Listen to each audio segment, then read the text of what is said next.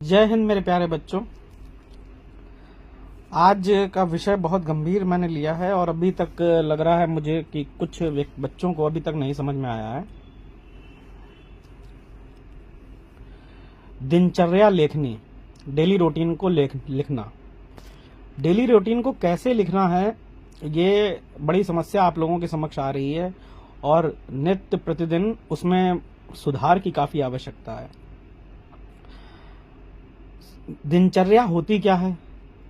एक व्यक्ति जब सुबह उठता है तो सुबह उठकर वो अपने दैनिक नित्य कार्यों को कर अपने जीवन की कुछ ऐसे कार्य करता है, कुछ ऐसे लोगों से मिलता है, कुछ नई या पुरानी चीज़ें सीखता है जो उसके जीवन में उसे आगे बढ़ाने के लिए योगदान देती हैं। अब जैसे जैसे दिन बढ़ता है, सूरज अपने चरम पर आ जाता है तो हमारा मध्याह्न हो जाता है। प्रकृति ने आपको दिन की उपस्थिति में बहुत सारे कार्य करने के लिए समय दिया। अब जो हमें समय दिया, हमने उस समय का क्या उपयोग किया, कैसे उपयोग किया, इसकी बात हमें दिनचर्या में लिखनी है। अब हमारे पास मान लीजिए 16 घंटे हैं, 8 घंटे हम सो गए, 16 घंटे में से हम 6 घंटे स्कूल में रहे, 12 घंटे बचे। 12 घंटे में से 2 घंटे हमने अपने खाना पीना में निकाल दिए, 10 घंटे बचे। 10 घंटे में से 1 घंटा हमने खेलने में निकाल दिया, 9 घंटे बचे। 9 घंटे में से 2 घंटे हम अपने दैनिक कार्यों के लिए निकाल दिए, 7 घंटे बचे। 7 घंटे में से 3 घंटे हमने अपने अभ्यास, अपने सीखने पे खर्च कर दिए।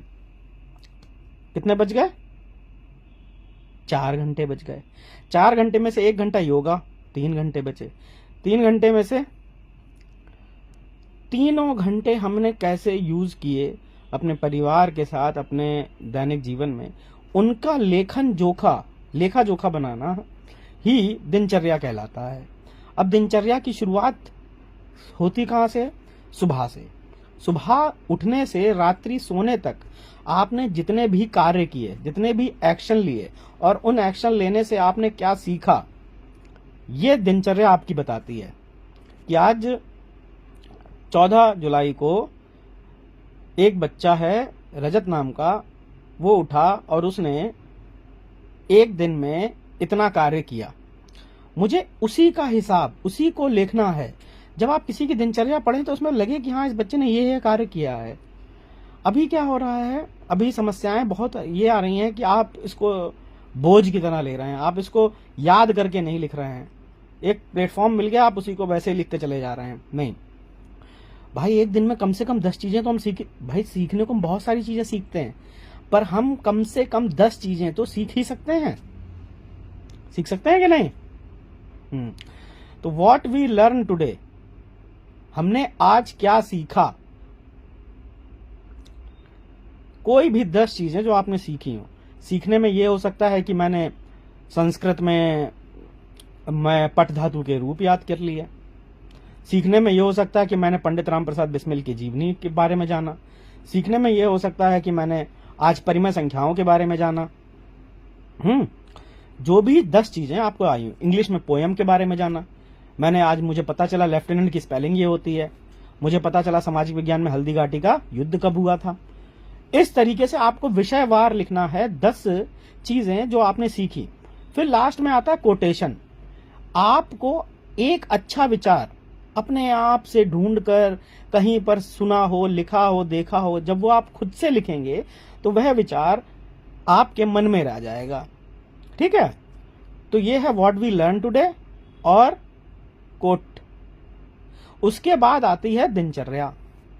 दिनचर्या में सबसे प्रथम प्रयास यह है कि आप 5 बजे से 6 बजे तक योगा करें। योगा में 16 आसन, ठीक है, जिसमें कपालभाति, आपका अनुलोम विलोम, प्राणायाम, वृक्षासन, चक्रासन, सारे आसन हो। धीरे धीरे आपका समय बढ़ना चाहिए इन आसनों के प्रति। शीर्षासन हो, शांभवी मुद्रा हो, ये सब, ओम का उच्चारण हो, गायत्री मंत्र हो, शायद शांति पाठ हो। इन सब से क्या होगा? आपके मस्तिष्क की क्रियान्वयन बढ़ेगा। आपको सीखने के नए समन आपको नए नए समीकरण मिलेंगे। आपका मस्तिष्क जब अच्छा होगा तब आपके सारे कार्य अच्छे होने लगेंगे, है ना। फिर 6 से 7 आपको अपना स्कूल जाने के लिए तैयार होना है ना। 7 से 9 8 बजे तक आपका स्कूल जाने का समय हो गया। आपने ब्रेकफास्ट कर लिया। ब्रेकफास्ट करने के बाद आप चले गए स्कूल। स्कूल में असेंबली में जो सीखा और स्कूल में जो विषयवार पढ़ाया गया वो पूरी डिटेलिंग के साथ लिखना है आपको। ये नहीं लिख लेना है कि I taught Hindi, I taught science, नहीं, इसमें पूरा बताइए आप कि मैंने इतने से इतने समय में मेरी प्रथम क्लास थी, I learn today this teacher has taught me this. Topic को भी जरूर लिखें। फिर स्कूल की छुट्टी हो गई, आप घर आ गए। स्कूल में कम से कम भाई 6 घंटे बिताते हैं। आपके दोस्त होते हैं, दोस्त भी नई नई बातें बताते होंगे, आप लोग आपस में भी नई बातें करते होंगे, सर लोग भी बातें करते होंगे। अच्छा मीठा अनुभव अपना लिखें, जो भी आपने अच्छा मीठा अनुभव आया है। फिर आप घर आ गए, घर आके आपने थोड़ा रेस्ट किया। रेस्ट करने के बाद आपने लंच बनाया। लंच बनाने के बाद आपने लंच कर लिया। लंच करने के बाद आप अपने आराम भी कर लिया। आप भाई 4 बजे उठे। 4 बजे से 7 बजे के कार्यक्रम में आपको क्या करना है, 4 बजे से आप 6 बजे मानिए, 4 बजे से 6 बजे तक आपको अपना स्कूल का होमवर्क कंप्लीट करना है। जो भी आपको दिया गया है वो सब्जेक्ट वाइज होना चाहिए कि हमने 4 से 6 में हिंदी का होमवर्क कंप्लीट किया, हिंदी में क्या होमवर्क मिला था और क्या कंप्लीट किया, साइंस में हमने क्या कंप्लीट किया। 4 से 6 के बाद 6 से 7 आपने सीखा, खेलने गए आप। खेलने में आपने कौन सा खेल खेला, बैडमिंटन खेला, स्केटिंग की, या फिर और कोई गेम खेला। 7 बजे आ गए आप। 7 बजे आने के बाद आपने अपने खाना बनाने पर ध्यान दिया, खाना बनाया आपने 7 से 8 में। 8 बजे से 9 बजे के बीच में आपने लंच किया और अपने फैमिली को फोन कर लिया। फैमिली को फोन करने के बाद 9 से 10 पूरे दिन का जो लेखा जोखा है, सुबह 4 बजे से सुबह 5 बजे अगर आप उठ गए तो 5 बजे से शाम के 9 बजे तक आपने जो किया उसके बारे में पूरी डिटेलिंग के साथ लिखना। और फिर जो 10 चीजें सीखी हैं वो लिखना। और फिर एक कोटेशन लिखना है आपको 9 से 10 बजे के बीच में। 1 घंटे में आपको पूरे दिन का ब्यौरा लिखना है। और डेली रूटीन लिखने में आप अगर 15 मिनट में लिख ले रहे हैं डेली रूटीन, तो आप अपना समय नष्ट कर रहे हैं। डेली रूटीन लिखने के लिए आपको शांतिपूर्ण मस्तिष्क से पूरे दिन की बातों को याद करके लिखना होता है। 9 बजे से 10 बजे के बीच में आप डेली रूटीन लिखने के बाद अपना आराम से कोई भी किताब पढ़ लीजिए और उसको पढ़ते पढ़ते सो जाइए।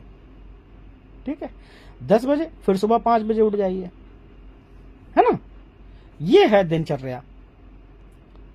इसको इस तरीके से फॉलो करिए। और समय का विशेष रूप से अनुरोध है कि समय का विशेष ध्यान रखें। समय वापस नहीं आता है और समय का मूल्य आप जितना समझ लेंगे उतना ही अच्छा है।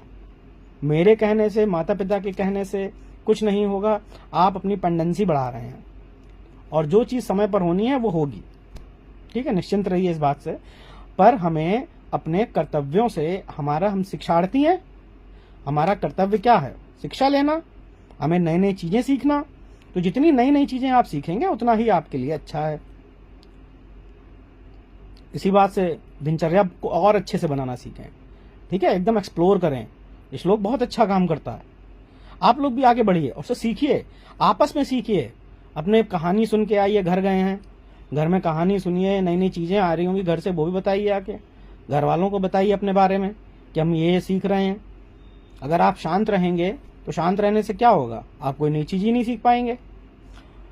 अक्सर ज्ञान बांटने से बढ़ता है। जितना आप सीख रहे हैं उतना ही आप लोगों को भी समझाइए। ठीक है, कि अगर अपने गले को साफ करना है, अपने उच्चारण को साफ करना है तो क्या, आ ई उ ओ औ ए ओ औ, इसका उच्चारण करें। ठीक है, ये प्रैक्टिस करेंगे तो आपका गला साफ होगा, आपका उच्चारण अच्छा होगा। अंग्रेजी सीखने के लिए हम जितनी रीडिंग करेंगे, जितना अंग्रेजी सुनेंगे उतना हमारे लिए अच्छा होगा। गणित के अभ्यास के लिए जितना हम गणित का अभ्यास करेंगे उतना अच्छा होगा। ठीक, इस तरीके से चलिए तो दैनिक दिनचर्या लिखने में भी आपको एक आनंद प्राप्त हो और हमको देखने में भी प्राप्त हो और लोगों को सुनने में भी अच्छा लगे कि ये बच्चे इतना मेहनत कर रहे हैं। जय हिंद, जय भारत।